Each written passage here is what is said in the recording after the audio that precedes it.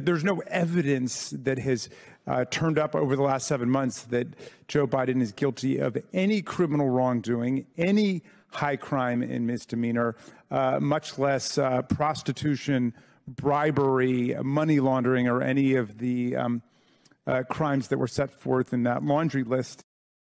That was Congressman Jamie Raskin today during a hearing for the House Oversight Committee, responding to his Republican colleagues in their latest attempt to justify an impeachment inquiry into President Biden, despite the fact that that inquiry is based on accusations and hearsay and not actual evidence. Now, the New York Times has pretty helpfully unpacked some of the claims Speaker McCarthy made when he announced that impeachment inquiry. And here's one example. Mr. McCarthy's claim. Eyewitnesses have testified that the president joined on multiple phone calls and had multiple interactions, dinners that resulted in cars, millions of dollars into his son's and his son's business partners.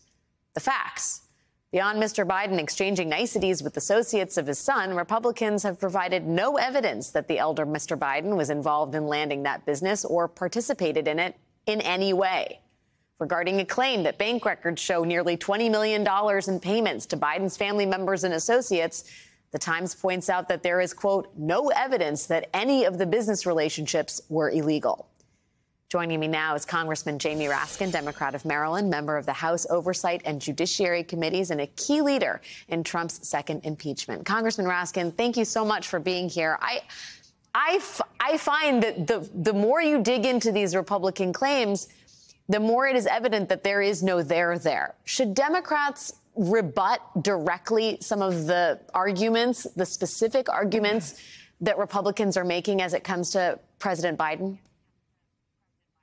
Yeah, well, we need to rebut every single argument that they're making.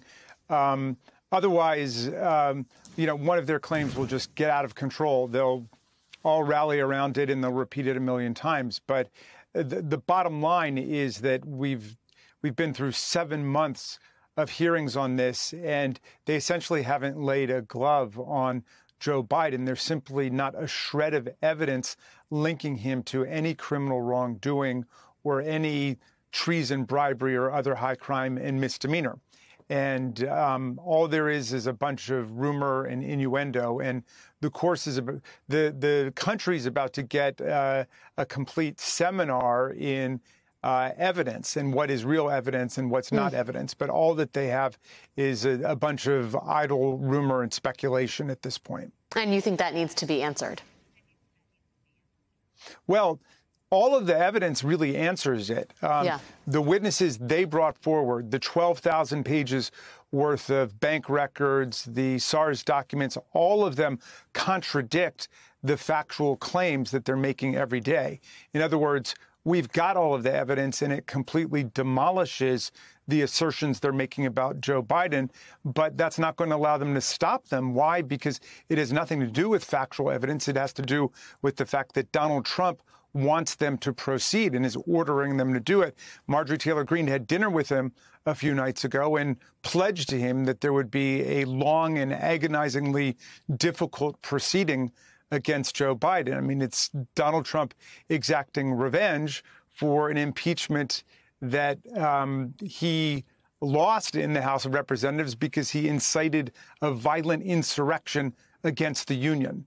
And then there was a 57-43 vote in the Senate to convict him. He beat the constitutional spread by a little bit, but there were commanding bipartisan, bicameral majorities seeking to convict him and establishing as a legislative fact that he did incite insurrection against our government. Yeah, well, being the impeachment expert and investigation expert that you are, I do wonder if you're concerned about the power that an impeachment inquiry and those that sit on the Inquisition, as it were, that they have. They have enhanced subpoena power in all this, right? I mean, what are Democrats preparing for in terms of the information that Republicans are going to seek from the president and his family? Well, they've essentially gotten all of the evidence that they have sought to obtain so far.